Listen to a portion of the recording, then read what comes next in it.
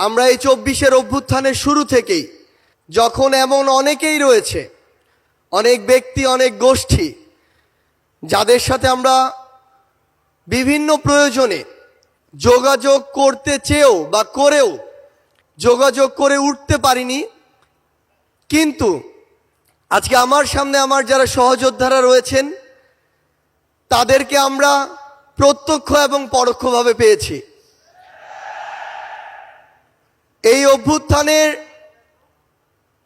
রাজপথে থাকা, পরামর্শ দেওয়া, গুরুত্বপূর্ণ পদক্ষেপে সহযোদ্ধার মতো ভূমিকায় থাকার কাজগুলো করেছিল বাংলাদেশ ইসলামী ছাত্র শিবির। আমরা আমাদের জায়গা থেকে স্পষ্ট একটি জিনিস বলতে চাই যে কেউ কোনোদিন কোনো সত্যকে চাপিয়ে রাখতে পারে না। সত্য প্রকাশিত হওয়া সময়ের শুধু অপেক্ষা।